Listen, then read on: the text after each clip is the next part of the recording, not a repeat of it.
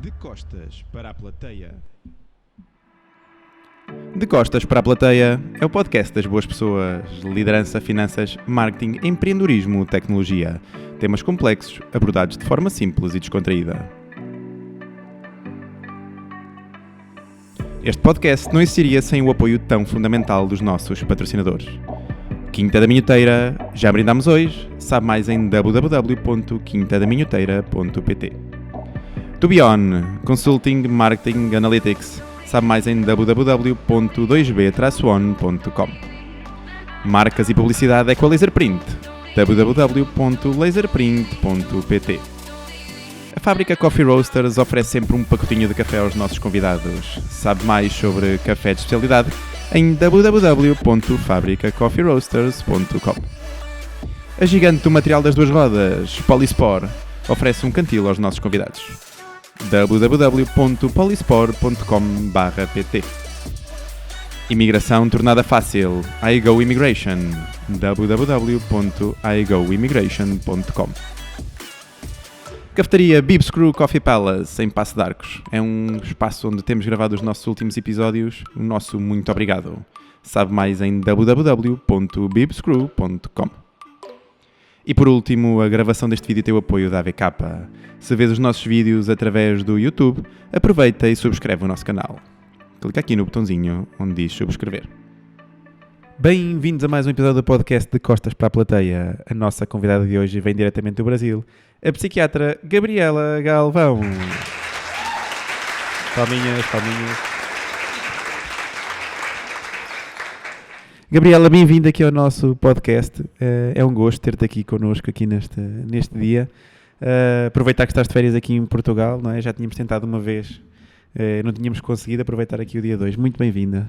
Muito obrigada. Estou super feliz que dessa vez deu certo. E bora lá, vamos falar de saúde mental. Vamos lá. Eu gostava que começasse por te apresentar aqui aos nossos ouvintes. Vamos lá, pessoal. Sou Gabriela Galvão, psiquiatra. Atuo em São Paulo, no Brasil, mas tenho pacientes do mundo todo, porque eu atendo online também. E estou muito feliz pela oportunidade de estar aqui falando sobre saúde mental, já que é um tema tão importante e tão atual para a gente discutir. Isto hoje em dia, felizmente, tem-se falado cada vez mais de saúde mental, não é? Exato. Agora fala-nos um bocadinho aqui do teu percurso. Como é que foi para chegares até aqui? Olha, na verdade, quando eu fazia medicina, eu achava que eu ia fazer pediatria. Eu realmente achei que eu ia cuidar das crianças. E no decorrer da vida profissional, eu fui vendo que não era exatamente o que eu queria. Eu lembro que na faculdade, quando eu passava na cadeira da psiquiatria, eu achava muito interessante. Eu gostava demais, não sei, me encantava. Depois, já trabalhando, eu fui vendo que não era pediatria o que eu realmente queria. Pensei assim na vida, como que eu ia conseguir atuar como psiquiatra e falei, eu acho que é esse o caminho. E foi aí que eu decidi me especializar na psiquiatria. E assim, não me arrependo nem um pouco, eu amo o que eu faço. Fantástico. E como é que foi? Certamente no Brasil, há quase já 2 décadas atrás, não é? Começaste os teus estudos de medicina, não havia muitos negros. Como é que era ser uma das únicas negras a cursar medicina? Ainda hoje, né? Assim, no Brasil, a gente vive uma situação de racismo estrutural bem importante. Os negros são a maioria do país, assim, a maior parte da população é negra e tem o nome pardo. Mas essas pessoas não ocupam os cenários da elite. Eu era a única na escola, eu era a única na faculdade, ainda sou uma das poucas médicas negras que eu conheço. Eu não vivi o racismo direto, agressões contra a minha pessoa, mas até hoje eu vivo o racismo estrutural. Por exemplo, eu estou num hospital, as pessoas vêm me perguntar se eu sou a enfermeira ou se eu sou a assistente social. A última que eu passei foi no elevador da minha casa, no elevador do prédio. Eu estava de jaleco já indo para o trabalho e a mulher perguntou, você é assistente social? Eu falei, não, eu sou médica. E é isso, assim, é uma coisa que faz parte do meu dia a dia. É um preconceito, não é? Que acaba por ser, assim, natural. E como é que tu achas que é para um povo inteiro, em termos de saúde mental, lidar com esse racismo estrutural? Cara, eu acho que você tem que ter... eu fico feliz que eu cuido da minha saúde mental. Eu penso que se eu tivesse fragilizada de alguma maneira, ia sofrer muito mais. Hoje, por eu também ter a minha saúde mental em dia, por fazer terapia, tudo, eu entendo que não é um problema direto comigo, que é um problema do país. Eu vivo num país racista, eu vivo num país que não me aceita, que talvez me tolere.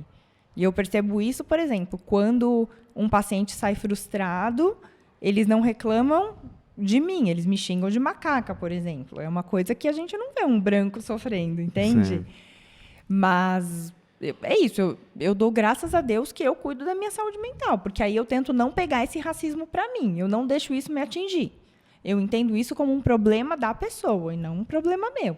Mas é fato, existe, não dá para falar que não. Eu sei que eu sou resistência e também tem um outro lado que eu acho muito legal de estar nessa posição. Eu vejo que eu inspiro alguns jovens a seguirem o caminho dos estudos. Semana passada mesmo, eu estava atendendo uma pacientinha, eu já estava aqui na Europa, eu estava atendendo online, e ela também é uma jovem negra, e a gente estava falando sobre isso, e ela falou, doutor, e você está na Europa, né? Eu falei, eu estou na Europa, estou aqui passeando. Então, eu vejo que eu também inspiro. Isso é uma coisa legal. Isso é incrível. Isso é incrível. Você poder servir de exemplo e mostrar para outras pessoas que você também pode chegar lá. Porque é isso, eu não sou herdeira. O que eu fiz foi estudar muito e passar numa boa universidade e continuar estudando muito para tudo que eu quero na minha carreira. Fantástico. Vou só ajeitar aqui um bocadinho o microfone aqui. Isso, boa.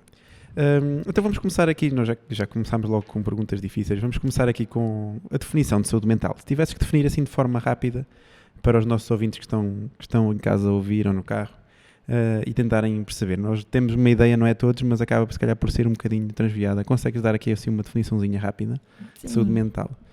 É complexo, eu tento lembrar um pouco assim da definição de saúde mental da Organização Mundial da Saúde. É um estado em que a pessoa se sente bem consigo mesma, consegue reagir bem aos estresses do dia a dia e tem uma vida funcional. Em outras palavras, seria isso. Seria você entender que, sim, você vai viver coisas difíceis, porque isso faz parte da vida, mas, de maneira alguma, você vai desmoronar por causa disso. Talvez seja um jeito mais prático de explicar o que é saúde mental. E isso eu acho importante a gente destacar. Não é porque você tem saúde mental que você está isento de ficar nervoso, ansioso, bravo, com raiva. Não, isso tudo faz parte, são sentimentos que existem. A diferença é que você, tendo saúde mental, vai saber gerenciar esses sentimentos. Mas ter saúde mental, de maneira alguma, é você ser feliz o tempo todo. Aliás, isso não existe. Isso é ser um personagem, né? Ser claro um robô. Sim. É mais ou menos isso. Muito bem, gostei muito. Quais é que são os principais problemas de saúde mental com que tu te deparas assim no dia-a-dia, enquanto psiquiatra? No dia-a-dia, depressão e ansiedade. São os dois maiores? Meu Deus do céu. Muito, muito, muito. Bom, eu venho do Brasil, que é o país mais ansioso do mundo, então é o carro-chefe do problema de saúde mental do brasileiro, é a ansiedade. Mas eu gosto de falar desses dois problemas porque são doenças que afetam todo mundo. Tem outras doenças mais graves que a gente fala assim, que são coisas que são, só da psiquiatria. A esquizofrenia, o transtorno bipolar, tem transtornos de personalidade gravíssimos, mas esse não é o carro-chefe. O trivial que a gente vê de maneira geral, que não afetam tanto a funcionalidade assim da pessoa, é realmente a ansiedade e a depressão, que aí casos mais graves realmente alteram a funcionalidade. Mas com certeza são as doenças que mais aparecem no nosso dia a dia. Quais é que são os sintomas principais dessas duas doenças e quando é que é uma boa altura para as pessoas procurarem ajuda? Legal. Essa é uma pergunta interessante. Então, vamos lá. E nem estava aqui no guião. Vamos lá. Sintoma... sobre depressão, o que eu acho legal da gente destacar aqui. Depressão não é tristeza. Você pode muito bem não estar triste e estar em depressão, como você pode estar triste e não estar em depressão. Uma dica boa para a gente pensar em depressão é quando você perde o prazer em coisas que antes você tinha prazer. Então, eu sempre gostei de andar de bicicleta na praça. Sempre gostei, sempre foi uma coisa que eu fazia com prazer. De repente, eu estou percebendo que eu já não tenho mais vontade de andar de bicicleta na praça. Não quero mais sair de casa, estou muito dorminhoca, ou então estou perdendo o sono, mudo o padrão alimentar.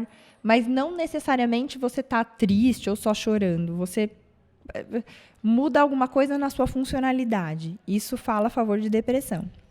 A ansiedade, por sua vez, ela traz aquele sofrimento por antecipação. O ansioso, ele antecipa as coisas, só que ele não antecipa de uma maneira positiva.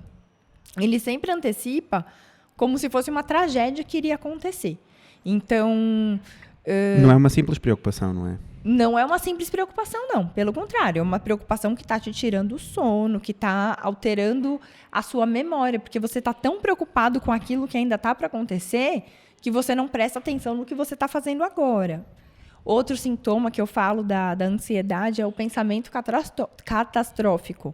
Você sempre acha que vai acontecer alguma coisa muito ruim. Então, eu estou aqui com você agora, mas eu fico pensando assim, meu Deus, e se esse teto cai em cima da nossa cabeça?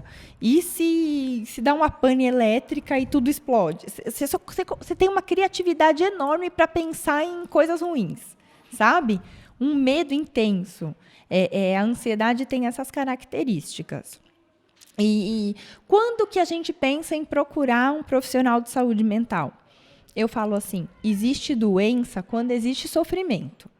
Então, o que você tem que olhar é isso. Poxa, eu estou tendo prejuízos por causa disso? Eu estou sofrendo? Quem convive comigo está sofrendo por causa desse comportamento? Ou eu estou tendo algum prejuízo na minha funcionalidade? Assim, estou com prejuízo na escola, estou com prejuízo no meu trabalho, a minha capacidade de desempenhar as minhas tarefas está prejudicada. Opa, é hora de procurar um profissional. Procurar ajuda, não é? Exato. E como é que em pleno século XXI se justifica que esta parte da saúde mental seja ainda tão tabu? Que tanta gente tenha dificuldade em procurar ajuda, em ir ao médico, principalmente os homens, não é? Se eu estiver a falar errado, diz-me, mas tem aquele orgulho associado de procurar ajuda. Como é que justificas isso? É fato. Eu acredito que sejam dois fatores. Um é o fator histórico, que é isso. A psiquiatria sempre foi vista como, sei lá, como bruxaria, como médico de louco, uma coisa meio assim. Eu acho que o cinema atrapalha um pouquinho nisso, porque se você for ver todos os personagens esquisitos dos cinemas, ou são psiquiatras. Por exemplo, a Arlequina era uma psiquiatra. Mas a Arlequina aqui num bidon cheio de cenas malucas, por isso é que ela ficou doida também. Mas assim, era uma psiquiatra. É verdade. O outro do Hannibal também era um psiquiatra. Então, assim, você vê no cinema que o personagem do psiquiatra é um personagem um tanto quanto, como vocês dizem aqui em Portugal, especial. São os personagens assim. Então, eu acho que tem esse fator que acaba mexendo com o inconsciente coletivo das pessoas. E também tem um outro fator, que aí eu acho que é um fator mais prático. Por exemplo, eu não consigo tirar o seu sangue e falar assim, olha, você está com alteração nessa enzima, então você tem depressão ou ansiedade, ou seja lá qual for a doença. Eu não tenho um exame para mostrar, para comprovar. Então, parece que a psiquiatria é uma coisa muito mística, mas não tem nada de místico, tem muita ciência. E por mais que hoje em dia a gente ainda não tenha esses exames, eu acredito que, sei lá, a um médio prazo a gente vai conseguir ter, sabe? Então, é uma questão de tempo. Eu acho que são esses os dois fatores principais para as pessoas ainda terem esse pé atrás com o psiquiatra. Mas, como vocês podem ver, a gente não morde. Às vezes. Achas que ainda deveria ser feito também um trabalho por parte dos governos para tentar desmistificar esta questão psicológica, não é? Porque muitas vezes é mais fácil nós dizermos que temos um braço partido, especialmente no trabalho e afins, do que tentar explicar que se está com uma depressão ou se está... ainda há bastante preconceito associado. Achas que é preciso fazer mais campanhas e é preciso apostar mais aqui na parte de comunicação para tentar mudar aqui este tabu? Eu não só acho, como tenho certeza, e digo mais, não só dos governos, como da iniciativa privada. Porque já está comprovado por A mais B que um funcionário deprimido traz um prejuízo milionário para a empresa. Então, é mais interessante economicamente para todas as empresas que esse funcionário esteja com a saúde mental preservada. Porque E sugerias que terem um gabinete de psicologia em cada empresa? O que é que achas que era uma boa solução para isso? Eu acho que a raiz é realmente desmistificar essa história de saúde mental. O que eu vejo hoje, pelo menos no Brasil, às vezes eu tenho essa sensação de que é uma coisa... Tem um ditado no Brasil que a gente fala assim, é para inglês ver. Que significa assim, é a aparência, não é uma coisa... Palpável, não é? Exato, tipo, eles fazem, mas é só para falar que tem. Eu não vejo, assim, realmente um esforço para que os funcionários tenham saúde mental de fato, sabe? Mas eu pensaria nisso, eu pensaria em realmente priorizar a saúde mental dos funcionários, escutar mais os funcionários. A gente vê, pelo menos no Brasil, muitos casos de assédio moral, assim, muitos funcionários sofrendo por má gestão, por gestão que não é inteligente, sabe? Então, eu acho que isso tudo influenciaria no bem-estar do funcionário e, consequentemente, no bem-estar e na prosperidade da empresa. Essa era uma das perguntas que eu tinha aqui mais à frente. Como é que os empregados podem lidar com ambientes de trabalho tóxicos? O que é que tu achas que podem fazer? Muitas vezes estão em situações hierarquicamente inferiores às chefias, não é? E são as próprias chefias que causam esse ambiente de trabalho tóxico, mas muitas vezes também os próprios colegas, não é? Que acabam por fazer o bullying ou por não ter os comportamentos adequados. Como é que as pessoas podem lidar com isso? Bom, num mundo ideal seria isso. Os sistemas de compliance iriam funcionar, vocês iriam poder ter realmente mecanismos seguros de se queixarem. Nem sempre a gente vê que isso existe na prática. Pelo menos lá no Brasil tem algumas empresas que a gente sabe que se você vai no compliance, você vai ser demitido. Você vai ter menos retaliação. Um problema, não é, para a empresa. Exato. Então, esse seria o mundo ideal, a gente sabe que não existe. O que eu falo, gente, é isso. É assim, esforcem-se muito, deem o seu melhor no seu trabalho, mas nunca deem o seu sangue, porque ninguém está disposto a pagar pelo nosso sangue, sabe? Então, é isso. Aprendam a dar limite. Entendam que assim, a gente trabalha até um certo horário, no outro horário é para cuidar da família, é para cuidar da gente mesmo. É para ter lazer, é para isso. Assim, não dá para a gente viver do trabalho, porque isso é adoecedor. É isso que faz a gente realmente perder o rumo das coisas e tudo. Então, tem que ter limite. É o que eu digo, assim, já que a gente não tem no dia a dia essas ferramentas para realmente conseguir melhorar a maneira como as coisas acontecem nas empresas que a gente está. Então, é isso. Não levem o trabalho para casa. É isso que eu tento mostrar para os meus pacientes. Pois com tanta hora que se passa no trabalho, não é? Da nossa vida, acaba por ser um bocadinho inevitável. Sim. Que a nossa vida pessoal afeta o trabalho e o nosso trabalho também afeta a vida pessoal. Que principais estratégias é que tu apontarias aqui para a parte da promoção de saúde mental das pessoas? Ai, gente, eu tenho uma péssima notícia. O que eu aponto é o que todo mundo aponta. Atividade física. Tem até uma piadinha que a pessoa fala assim, eu tô me sentindo ansioso, o que eu deveria fazer? Aí a resposta... O cardiologista, atividade física.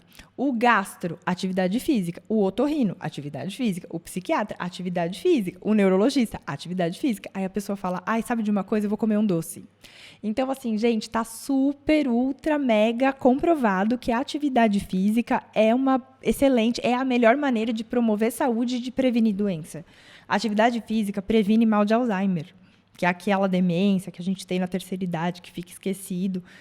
E outras doenças. Então, assim, atividade física, isso não dá para deixar de lado. Não existe saúde mental e nem saúde física sem você fazer esporte, sem fazer algum exercício. Tu costumas receitar aos teus pacientes, em vez de medicação, atividade física? Nossa, para todos. A medicação. E eles cumprem ou nem por isso? Aí depende do interesse de cada um, né? Eu tenho de tudo.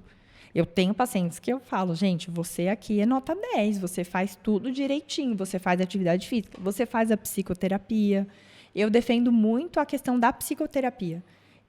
Porque terapia, que é qual que é a minha diferença? Eu sou médica, eu sou psiquiatra. Eu sou a que prescreve remédio. O psicólogo, ele não prescreve remédio. Ele estuda o comportamento humano e ele vai ter técnicas para ajudar a pessoa a se conhecer melhor. Autoconhecimento é libertador. Então, eu sempre recomendo psicoterapia para todo mundo. Remédio nem sempre se faz necessário. O remédio é necessário em casos moderados a graves.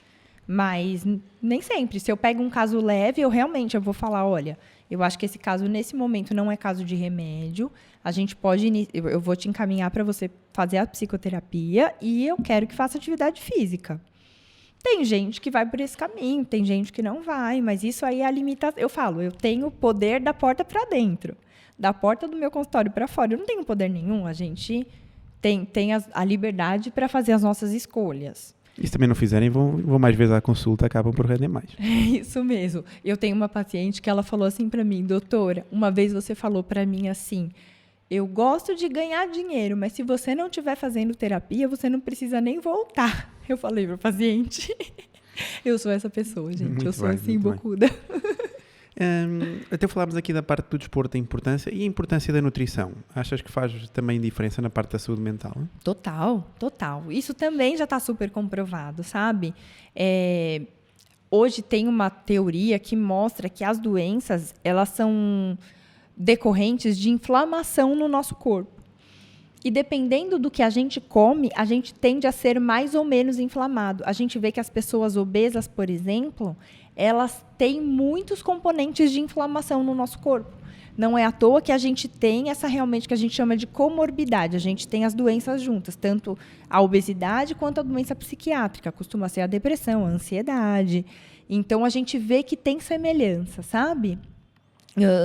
De tal forma que, sim, uma alimentação saudável, uma alimentação que não nos inflame muito, também vai influenciar na nossa saúde mental. Vai proporcionar melhor saúde mental.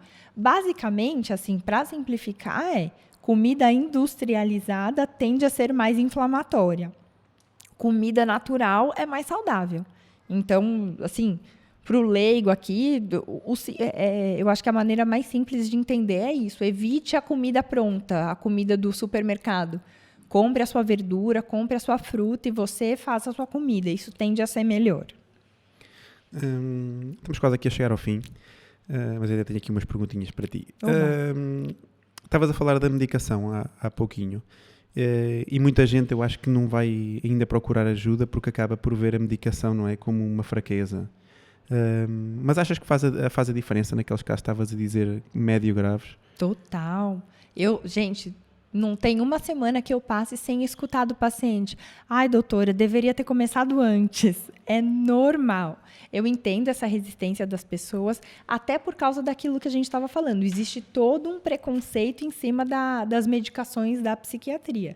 É importante vocês saberem que as nossas medicações não viciam, porque a gente sabe manejar. Quem passa a medicação que vicia costuma não ser o psiquiatra. Costuma ser o colega de outra especialidade que vem mexer nos meus remédios, sabe? Então, assim, é importante você... Nossa, gente, tantas vezes, parece que assim, acho que é toda semana também.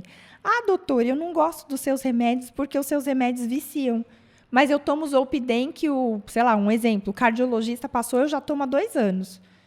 E aí vem falar dos meus remédios, sabe assim, o que vicia é o Zolpidem. Eu não passei Zolpidem para ninguém. Então, é mais ou menos isso.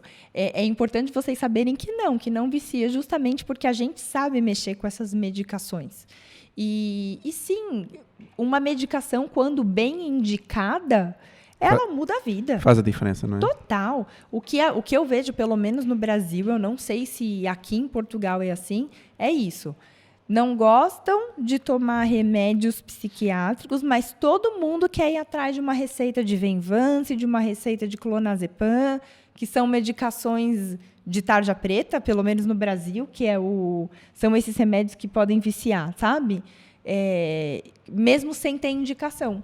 Então, isso eu não sou a favor. Eu acho que assim, o remédio tem que ter indicação. Não dá para ficar achando que remédio é balinha, porque não é. Sem sombra de dúvidas. Agora nós chegamos aqui ao nosso momento superpoder. Se pudesses ter um superpoder fora do normal, qual é que escolhias e como é que o utilizarias? Nossa, um superpoder fora do normal? Que difícil, deixa eu pensar. que eu... Tenho sempre respostas muito criativas. Não vou dar spoiler. Um superpoder, um poder de... Pode escolher qualquer um. Ai... Tá bom, vai, eu vou falar então. Um poder de me teletransportar. E eu usaria isso para, por exemplo, vir para cá bem rapidinho para matar saudades dos amigos daqui. Muito bem, muito bem. Eu acho que seria isso. Esse seria o meu superpoder, o teletransporte. Muito bem, nem ninguém tinha usado até agora, portanto que legal. vou deixar. Gabriela, não sei se queres deixar aqui uma mensagem final aqui aos nossos ouvintes. Quero sim, gente. Eu falo para todo mundo, não existe sucesso sem saúde mental. Então, priorize a sua, porque sem saúde mental você não chega longe, não tem jeito, sabe? Não precisa ter medo, eu sempre falo, a gente não morde. E saúde mental tem que ser uma prioridade na vida de todo mundo, porque senão a vida não flui. A vida realmente não flui sem saúde mental. Acho que é esse o meu recado. Fantástico. Bem, nós, este início de 2024, temos aqui vários episódios aqui que vão ajudando aqui a melhorar aqui a nossa vida, a vida em geral. Gabriela, muito obrigado aqui por estares aqui este bocadinho aqui connosco. Acabou por ser um episódio mais rápido, mas sem sombra de dúvidas, super interessante e cheio de estratégias aqui para as pessoas também poderem melhorar, sem sombra de dúvidas, aqui neste início de ano. Muito obrigado e tudo bom, muitas felicidades. Boa viagem. Obrigada, muito obrigada. Muito obrigado. Pois é, chegamos ao fim de mais um episódio de Costas para a Plateia. Já sabem, se nos veem através do YouTube, sigam a página, sigam o projeto, já sabem, cliquem aqui no botãozinho de subscrever. É muito importante para nós ter o vosso apoio, sentir que vocês seguem aqui a página, que seguem o projeto, e é muito, muito importante para nós. Também aproveito para vos pedir, se caso nos ouvem através do Spotify, por favor, já sabem, se for no site, usem o rato, se for no telemóvel, usem o vosso dedo, metam ali 5 estrelinhas aqui na avaliação. Sigam também o projeto no Spotify, é muito importante para nós, é um tipo de apoio que nos ajuda muito a evoluir e a chegar cada vez a mais pessoas. Já sabem também que podem saber mais sobre o projeto em www.decostasparaaplateia.pt e seguir-nos através do Instagram em @decostasparaaplateia. As novidades estarão sempre lá. Foi mais um episódio, continuem sempre connosco, de Costas para a Plateia.